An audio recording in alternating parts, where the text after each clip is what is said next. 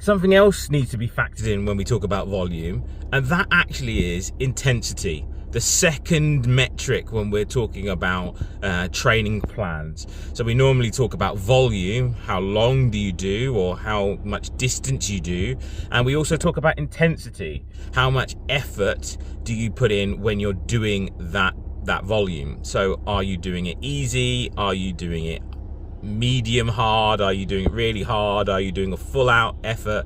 Those two factors tie together. So volume can't be taken on its own as well. You also need to look at the intensity that you're doing that volume in, and is that appropriate to the event or the distance or the goal that you have in mind.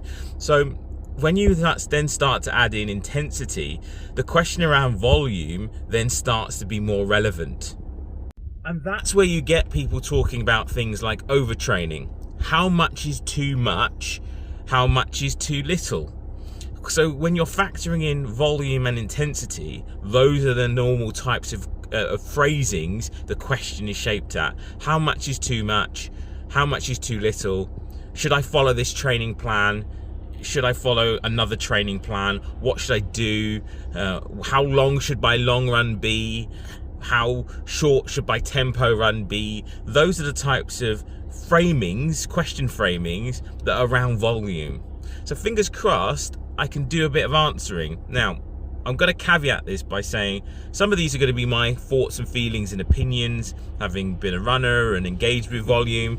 So just take it in consideration, like all things on YouTube. Take it with a pinch of salt, do your own research, look into it. Don't take anything on face value.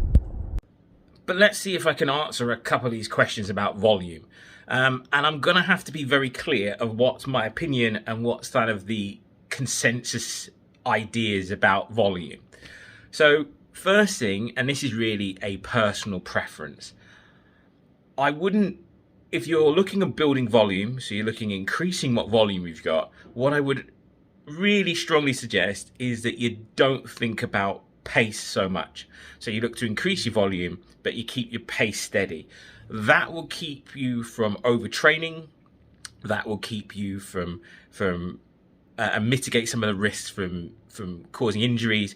So in short, if you're building your volume, make sure you are running at a comfortable pace when you're building your volume. None of these hard efforts when you're trying to build volume. Going really hard and building volume at the same time is a recipe for disaster. To give you an example, I've seen lots of people who start running at a park run and they're going for PBs every single week, and then they think, what I'm now going to do is I'm going to add in an extra mile on that park run at the same effort. That is a recipe for disaster. So really, when you're building volume, it's about understanding what pace is easy for you to sustain. So we're not talking about PB efforts here, we're talking about a pace that's easy for you to sustain. And when you're building volume, that would be something I would guide anyone. When you're increasing volume, find a pace that's easy for you to do, to maintain, for whatever distance you're currently doing, and then think about increasing either the time or the distance that you would work at. And this is where it's the right point of this video to talk about the 10% rule. So there is a consensus around the endurance running community that the 10% rule is the golden rule for increasing your volume. And what the 10% rule is, whatever duration distance you're doing at the moment, increase that by 10% on a weekly basis. So if you're doing 5 miles, you might do 5.5 miles the next week. That's a good rule of thumb if you're doing some bigger distances. But actually with smaller distances, the rule of 10% might mean that your 3 mile run increases by 0.3, and actually you might be able to do a longer increase at the right intensity. Remember, keep it easy. And remember, all of this is dependent on what you're currently doing. So let's say you're going out once a week and you're doing a 30-minute run once a week. What you might find is that an additional run of 30 minutes might be great to increase your volume. And essentially then you'll be doubling the amount of volume you're doing within that given week. But that might be okay. That extra run, you add that extra run in and see how you feel.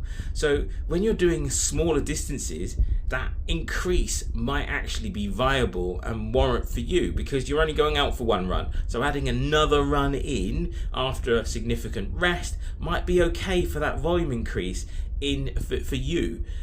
Whereas if you were going out and running at 120 miles, adding another run in might be too much. What I definitely wouldn't advise, and I see these all the time, is people doing one run a week and then doing a run every day or a red challenge.